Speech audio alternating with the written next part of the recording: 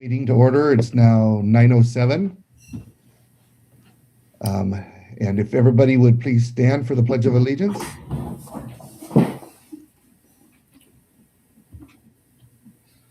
I pledge allegiance to the flag of the United States of America, to the republic, to the republic which it stands, one nation, under God, indivisible, with liberty and justice for all.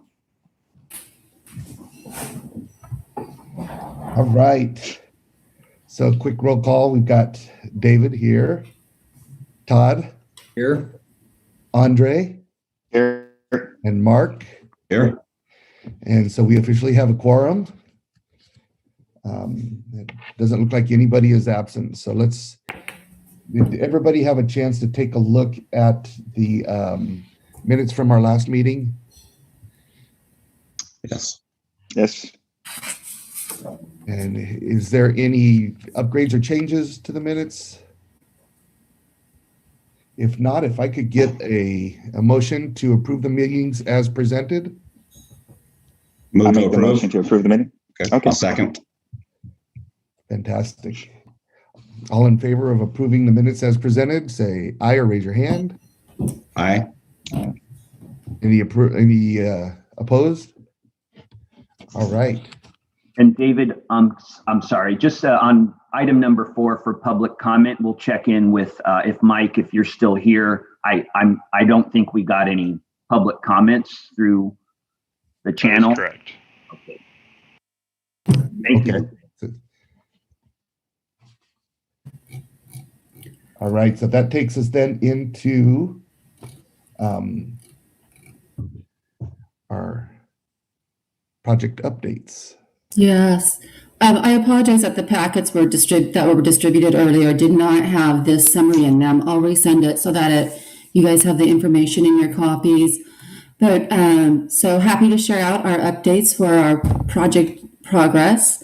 I won't go through all of our completed projects. What I will highlight is projects that have moved from in construction to being completed. So Liberty High School and the district office fire alarm is completed. So the fire alarms across all of our sites have now been upgraded, and that's a yahoo. It's a lot of tough work, and there's not a lot that people see physically for the improvement, but it's a necessary safety upgrade, and we're really pleased to have that complete across all of our sites. The high school has a new marquee out front. Their old one was completely not working, so that's been really great that was in place and working prior to their return to in-person learning. Right now, we're still working on the landscaping around it to kind of help that entry for the improvements. Liberty High School got some window replacements all the way around, which were much needed, and have blinds ordered now to go on their new windows that will be installed over the summer. So our big projects that we currently have in construction at the middle school, our next phase is we finished phase 1 and we're really pleased with those upgrades. And then now the next phase is seismic upgrades. And it also includes ADA upgrades and also sprinkler upgrades. So it happens across the gym, that entire building A and the admin, the library and all of the classrooms around it, in building B, building C1 and C2. We were really pleased. We got a good amount of bids. We had 3 bids. It was either 3 or 4. We had 4 bids that came in for it. And the low bidder was J-Walt Construction. So the work generally consists of their seismic upgrades on the wall to roof connections. Then there's also ADA upgrades. We're updating 4 of the student bathrooms that will be completely updated.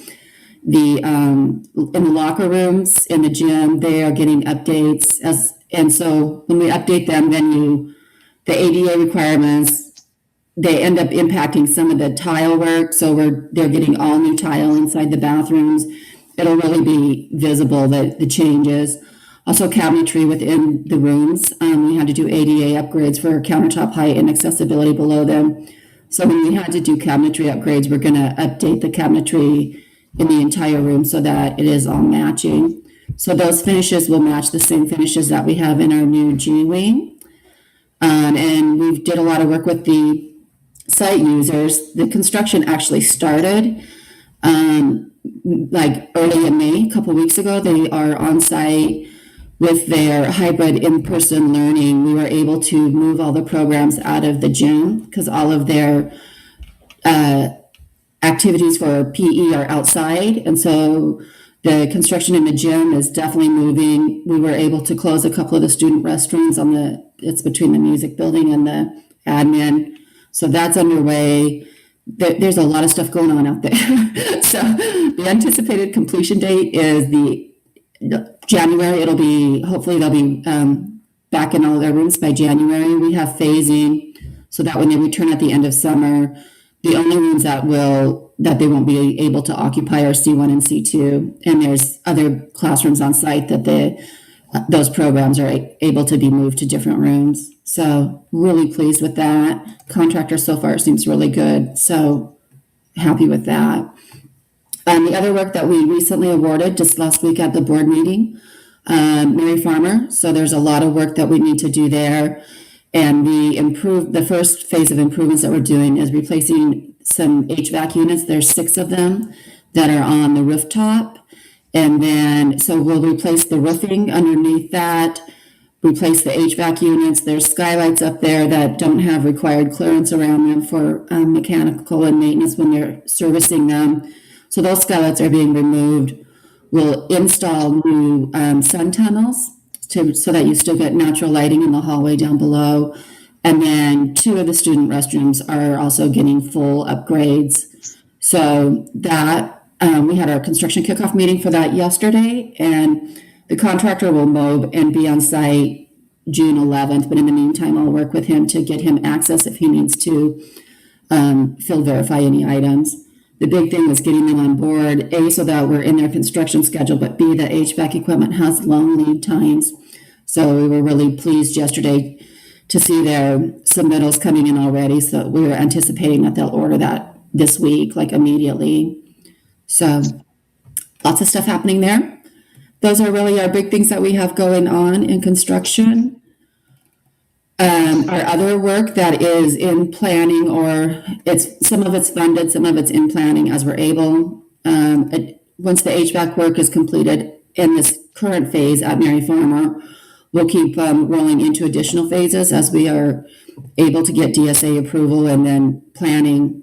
We've did quite a bit of work, and we have a phasing schedule where we think we're going to be able to do a lot of work year round and not just in the summer, which is good because it drives up our prices if we can only get in the summer.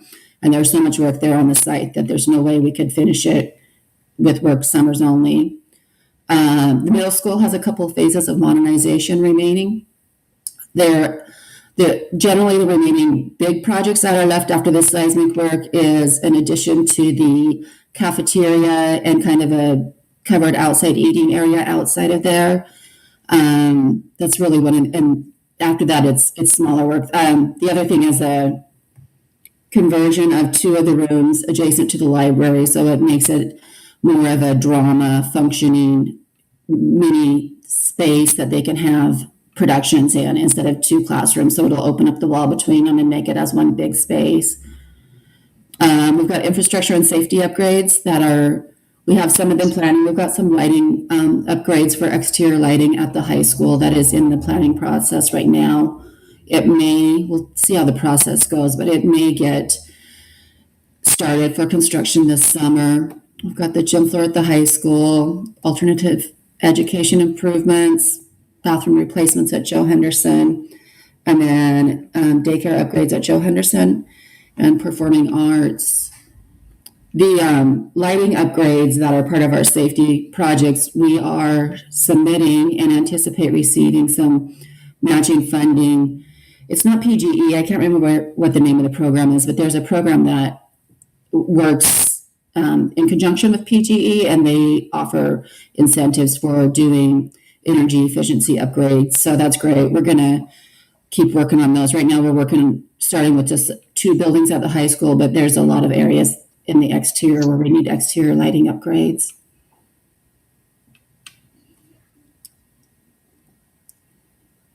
that's most of what I got. All right, thank you, Roxanne. Tim, do you want to go on to expenditures? Yeah, you betcha. Let's see here. I can share my screen, Roxanne, or would you prefer to just keep sharing? If you're all set up, maybe you could just scroll for me. Sure, Tim. Just tell me where you'd like. I'll start here. Just tell me when you want me to move. Okay. Yeah, that's good. Here's our summary sheet that we see each quarter. We have our revenues up there at the top on the left-hand side, and then our expenditures off to the right-hand farthest right column over the prior fiscal years on the top half, and then in our current fiscal year 2020-21, we've got our quarterly expenditures. And you can see there kind of in the middle for this quarter we're talking about is from January 1st through March 31st. And we have just over $657,837 that we spent in this quarter. And we add it all up, and that brings us just under $34.5 million. So as Roxanne talked you through all the current, previous, and future bond projects, you can see, we're about 2/3 fully spent. We've got 1/3 of the $17 million there remaining to spend on current and future projects. And really the two big ones are the Farmer Elementary School modernization, pretty much a whole campus-wide modernization there. And, getting the middle school upgraded to the current seismic requirements there. So to the extent that we continue to modernize it, basically it's safe structures unless you start doing some modernization when you have to upgrade to the current seismic rules. So that is our future commitments. So we'll just we'll go through the next few pages and we'll show you what that $657,000 was spent on. Tim, can I just make a comment on that? Sure. And probably stating the obvious, but I look at some of these projects, particularly the farmer modernization and some of the others, and I'm not sure how you account for the increase in construction costs, especially construction materials costs, because as the world knows, things have gone crazy. And I would guess, I'm not sure how old those estimates are, but they would probably likely need to be updated because of the increases. You betcha. Yeah, we're in fact, Roxanne just let me know she's touching base with our farmer architect here over the next week or so, and doing exactly that, because that is the biggest one. And so, as we do experience construction cost increases outside of the bond, we do receive some state funds, which we would be able to tap into and cover some of those construction cost increases. And so, yeah. Prop 51, we have some monies that we're receiving for grants that we applied through them. And so we have some additional budget over there that we have targeted, but it's a very good point, Mark. And so as we bid them and stuff, we'll go through phases and definitely target it so that you complete a phase before you roll into the next one, so that you have that budget there to pay for it. Great, thank you. Okay, and then if we scroll down to that next page, if we have all of our projects on here, and there's a lot of zeros in the current quarter that we're looking at here, but we just kind of keep it rolling forward so we can kind of see the activity from the prior years and then to the current. And so I'll just kind of quickly go through, if you can see that yellow column, or if you have that there with you. Kind of our project descriptions are on the left-hand side. So we did some HVAC work in the district for $8,700. And towards the bottom there, in our farmer modernization project, still in our kind of design and getting ready stage with our architects SBA, paid them $19,000 and paid our state fees to the State Department of General Services for $7,100. RGM Kramer, Roxanne taps into them to help manage different parts of that project. And, so we incur some costs with RGM Kramer. We are doing some transportation study there around the campus, creating kind of a back drive-through that can be potentially used to facilitate traffic flow on the campus, kind of getting some of that traffic off the road and using our campus space for that. So that was a good investment. As we scroll down into our next project, a couple pages down, let's see, does that take us to the Turner fire alarm project wrapping up? One of our last big fire alarm projects, fully compliant throughout our district now with Vanden Boss. Fire alarms are an expensive task in any school district. So we, I believe, wrapped up their contract with $137,900. TARP Electrical was there to give us electrical services along the way. DFE was our required inspector of record to check things off along the way, $2,280. I needed some signage to go along with the alarms, $1,629, and some additional signage for $611.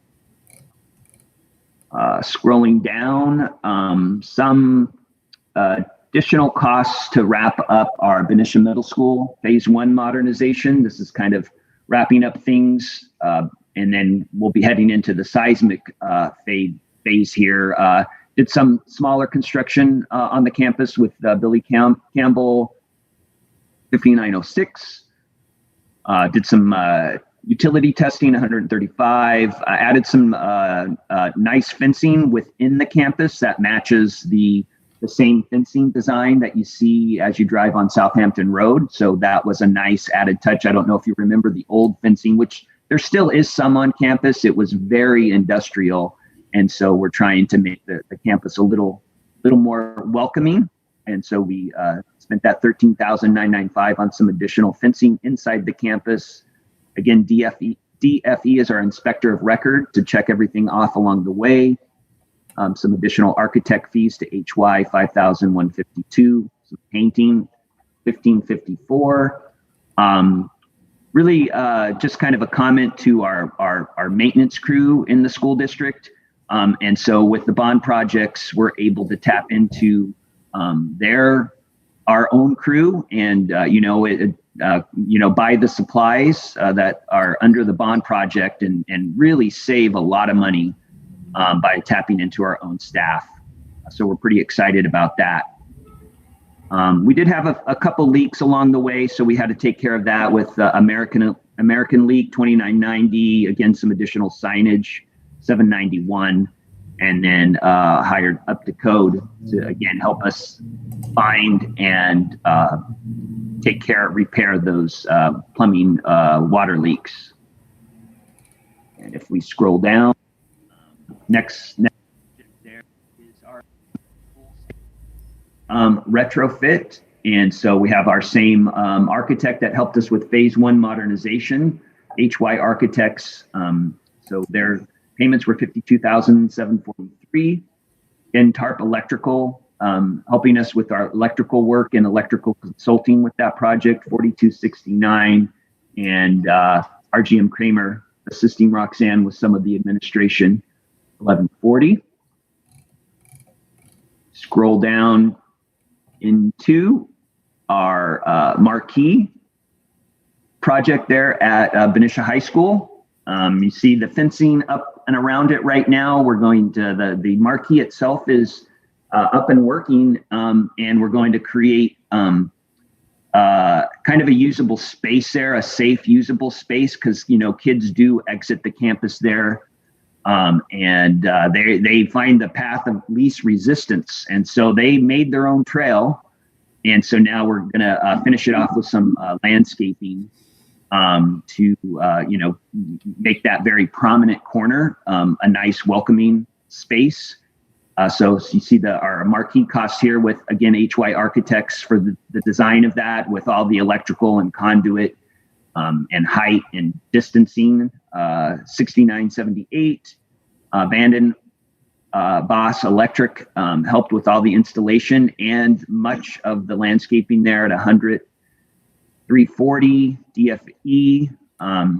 It was a project that required inspection, so 7220 for that, and making sure the soil engineer report is consistent with the work that's being done there at 1547.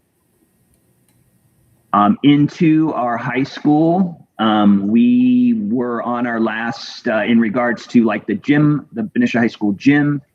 Our scoreboards inside there were just not working anymore. And so we found Daktronics and got not the main scoreboard and the small scoreboard on both sides of the gym, $30,111, and rented the lift equipment to get it up there on the wall, $1,000. I think we're getting close here, wrapping up maybe. We scroll down a couple pages. Yeah, we had Liberty Turner. We talked about fire alarm at Turner Elementary earlier. That one, I believe, is 100% complete. You might still see a few bills trickle in for the Liberty High School DO fire alarm. It was the last site that we completed the fire alarm. It is all done now, but wrapping up with ACEE Electrical at 4938. Again, our state fees at 1182. Our inspector at 380, and Vanden Boss Electrical, who was the main contractor on the job, at 153,730. Rest of this is Tim, before you leave that page, can I just ask a clarifying question? I just want to make sure I'm understanding the report. Yeah, stay right there. If you go down to the bottom of the screen, under fire alarm, the last one in fire alarm, and you go all the way across to the 210,690, the starting budget versus additional budget. Is that an indication that that project was canceled or suspended? I'm sorry, no, go down further, down to the last line, the bottom. Where it's 309, 159, is that where you're starting? I'm starting, if you go over to the column that is starting budget and additional budget, where it says 210,690, and then in parentheses in red, it says 210,690, right? Right there. Is that, so is it just showing a cancellation or a? Yeah, it's showing a cancellation or a reduction to that original. And so we, work through that budget, originally on target there. And so that was an adjustment to that current budget. And I'm just trying to think, Mark, I'm not sure if this project crossed fiscal years. It did. And so there might have been an original budget put in there that was satisfied with a prior year budget. And so that could be that. Did we have $210,000 in savings on this alarm? I don't think that's the cause there, because if I look at the far right column, that $686,000 number, that's right, about what a campus-wide fire alarm system would look like. So I think that adjustment was kind of a fiscal year crossover. Yeah, okay. Thanks. You bet. And I think the last few pages here might be miscellaneous stuff. We have some bond supplies, $154. I'll go quickly through these, maybe some additional, that might be a webinar or a conference, $285 on keeping up to date with state regulations. Blueprint Copy Express out there in the industrial park, $39.65. $3 in postage, $160 for cell phone service. And our auditors were required to have our bond program audited each year. I think we presented that at our last meeting. So we got a clean audit and presented that to the school board. And then we have our bond director salary and benefits. So there we have on that last page there, the 657,000 for your review this time, and ask to, I think it's receive and file. Are there any other questions on the expenditures list? All right, if I can have a motion to receive and file expenditures as presented. Move to approve. Is there a second? A second. All right, all in favor, raise your hand, say aye. Aye. Aye. Any opposed? All right. Thank you. Next item on the agenda is any comments from the committee? I just had one, not to take up any more time, but as a new person, I'm trying to find out how the district communicates to the public. Is there a communication that goes out on a regular basis that says, here's what was approved, here's some of the projects that we talked about, and here's the progress we're making? Something like a reduced or a summary version of this. So there is a great question. There is a Measure S website tab on the Benicia Unified School District website. So the packet, as you have it, is posted there. We also, and it's not done like on a set schedule, and we're probably due to issue them, but Charles sometimes in the Benicia magazine will write, here's some updates of what we're doing, or sometimes we'll write an article in the Benicia Herald. Those are really, and then we have our bond signage that's outside of each site. So on each school site, there's a big sign that says, here's our bond projects that we've done. Right now, we need to update them, we're due. But there's a panel on the inside that says, here's what's been completed at this site, and then here's what's in construction. So that's really great because as the parents drive up and stuff, they can see it. Like I said, Hey, Roxanne, if I jumped on that too, all those things, Roxanne, absolutely true. And then we've been talking about that lately, and I send these letters out to the public like a couple times a month that will add it to that. And I just wanted to say how anxious we are to do that because, we've been so focused on pandemic and vaccinations and hybrid models and got away a little bit from continuing to broadcast the good work around this. So great question. I'll get it out in my next newsletter. Thanks, Roxanne. Sure. All right, any other questions? All right, I think we can adjourn this meeting. Thank you, guys. The July date. Oh, yes, we do need to schedule that. So Tim, I'm just wondering, since it's May already, do we want to meet in July or do we want to set the next one for October? I think our practice has been quarterly unless the group wants to postpone. I'm not sure if I'd go all the way to October, but if that's a pleasure of the group, we definitely can consider that. What we would do is, we're on schedule next time to share the next quarterly expenditures from April 1st to June 30th. So we, have met towards the end of July. Again, it's summertime. People are trying to probably take some time off. We could try and schedule an end of July meeting or at the pleasure of the group and consider a later date. If we met in July, it might be, on a Tuesday, if that works for everybody. It could be that July 20th. And, we operate a pretty efficient meeting here. So it's usually no longer than 45 minutes. I'm good with the 20th of July.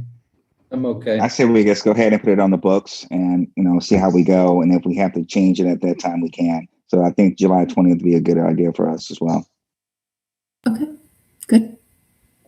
July 20th at 9 a.m.? Yep, sounds good. Yep, sounds good. Great. And you'll let us know, Roxanne, whether that's live or virtual, right? Yeah, I'll schedule it as Zoom right now, and then as we get closer, if we've got updates and are able to meet live, then I'll update that. Okay. Perfect. All right, guys, if there's nothing else, then thank you all very much. Thank you so much. July. Thanks, everyone. Thank you. Take care, everybody. Great day. All right.